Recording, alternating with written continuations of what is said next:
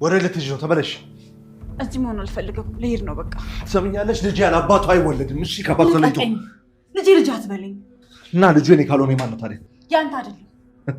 እንደዚህ እውነት መናገር ከጀመርሽ በጣም ጥሩ ነው። ታዲያ ልጁ የማን ነው?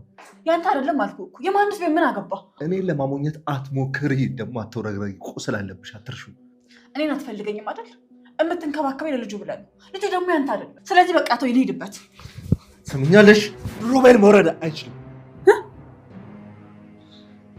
ስለዚህ ልጁ የኔ ነው። ምን አልከኝ?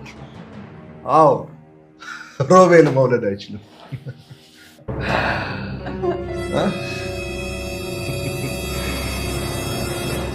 ሮቤል መውለድ አይችልም? ሚራ ራሷን ስታ ወደቀች። በጣም ይገርማል። ምክንያቱም ልጁ እንግዲህ ያንተ አይደለም ብላ ብትለምነውም በፍጹም ሊሰማት አልቻለም። ግን ደግሞ ምስኪኗ ሚራ አሁን ላይ ፌን ተሰርታለች። በጣም በጣም ይገርማል።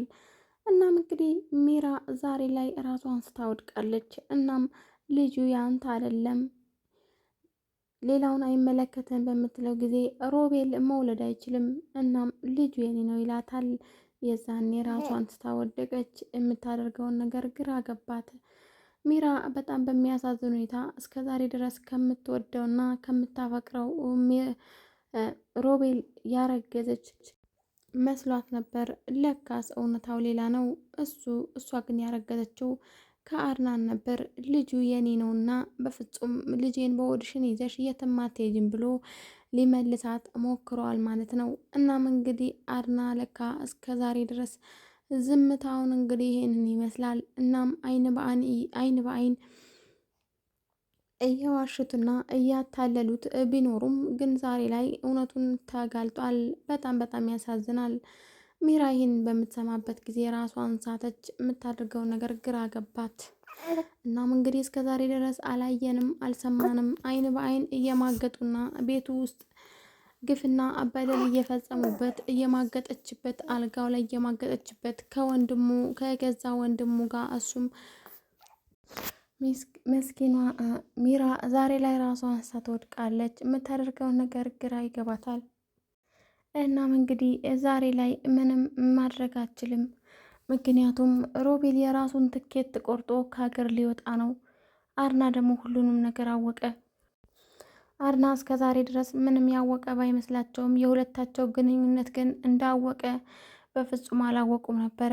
አሁን ላይ ግን ሳታውቀውም ይሁን ስታውቅ ባላሰበችውም ሁኔታ ማለት ነው የሮቤልና የሚራን ጉዳይ እዚህ ላይ ደርሷል ማለት ነው። ሮቤል እንደዚህ ካደረገኝ ከከዳኝ በኋላማ እዚህ ቤት አልኖርም ብላ ቤቱን ጥላ ስትወጣ ነበረ። ቀጥ ብለሽ ተመለሽ ብሎ ጎትቶ ወደ ቤት የመለሳት።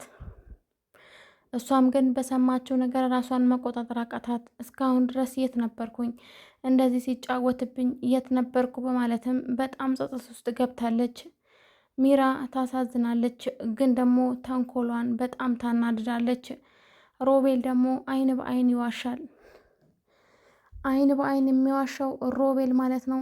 ዛሬ ላይ ምንም ማድረግ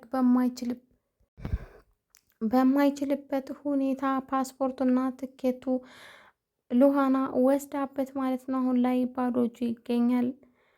በሌላኛው በኩል ደግሞ ሚራ የሰጠችው የቤት ካርታ ማለት ነው በስምህ ገዛውልህ ብትለውም እሷ ግን እያታለለችው ነበር። ግን ደግሞ ሮቤል እውነት መስሎት የራስሽ ጉዳይ፣ አሁን ቤቱን በስሜ ከገዛሽልኝ በኋላ ምንም አያስጨንቀኝም ይላል። የቀረው ቀሪው ገንዘብ ነው የሚያሳስበኝ፣ ግን ደግሞ የራስሽ ጉዳይ አትስጭኝ ከፈለግሽ ይላል። በባለፈውም በሚተኮስባት ጊዜ ማለት ነው እንደው በዚሁ አጋጣሚ ጥርግ ባልሽ አርፍሽ ነበረ በማለትም ተናግሯል። በጣም በሚያሳዝንና በሚገርም ሁኔታ ሮቤል ዛሬ ላይ ሚራን ካየሁ ብሎ ቁጭ ብሏል።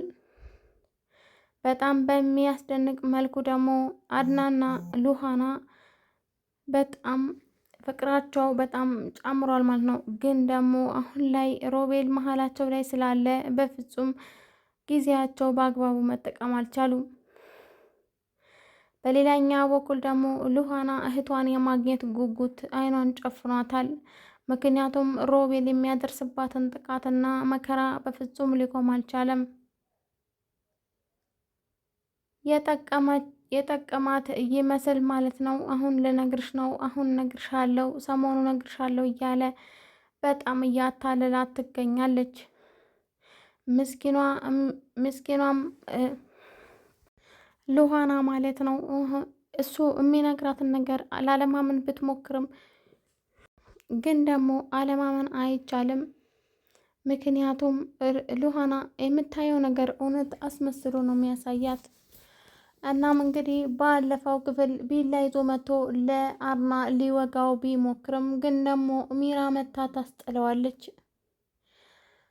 እናም እዚህ ምን ትሰራላችሁ ብሎ በሚጠይቃቸው ጊዜ አይ አንተን ፈልጌ ነው ለልጅ ታስፈልገዋለህ ብላ ነበረ የዋሸችው። በሌላኛው በኩል ደግሞ እንግዲህ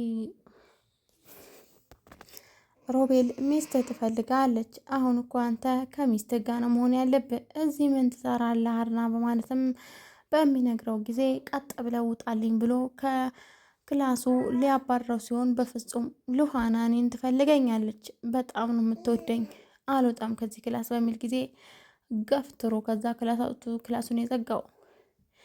ግን ደግሞ አርና ከዛ ክላስ ከወጣ በኋላ ሚራ ሻውዳ ማለት ነው እስቲ አንዴ ደረተ ላይ አረፍ ልበል ብላው አንድ በተኙበት ሰዓት ነበረ ሉሃና ያየቻቸው።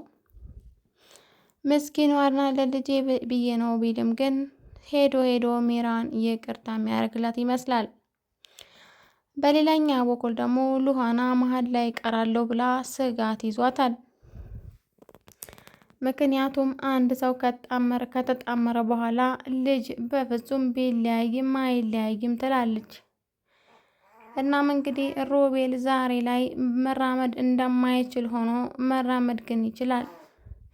የሚያደርገውና የሚሰራው ክፋትና ተንኮል ማለት ነው ዛሬ ላይ ለብዙዎቹ ተርፏል።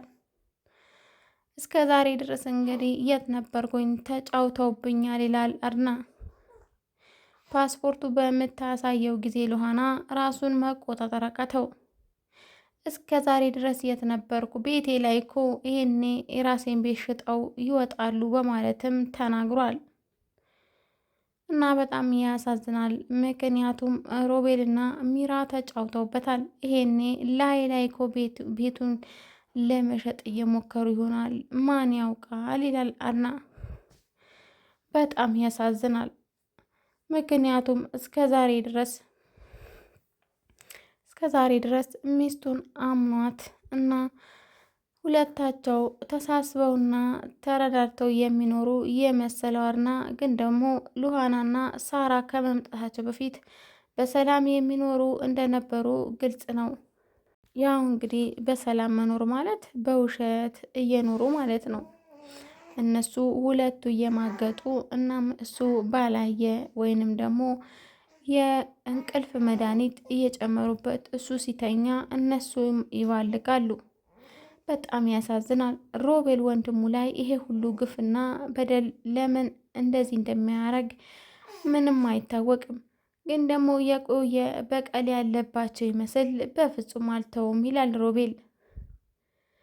በጣም ያሳዝናል።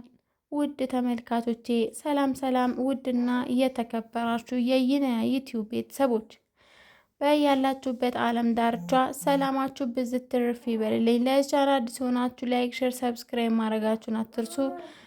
እንዲሁም አበረታቱኝ ሀባይቢ። ቀጣይ ምን እንደምን አይታወቅም። እስከዛው ድረስ ቸር ቆዩልኝ።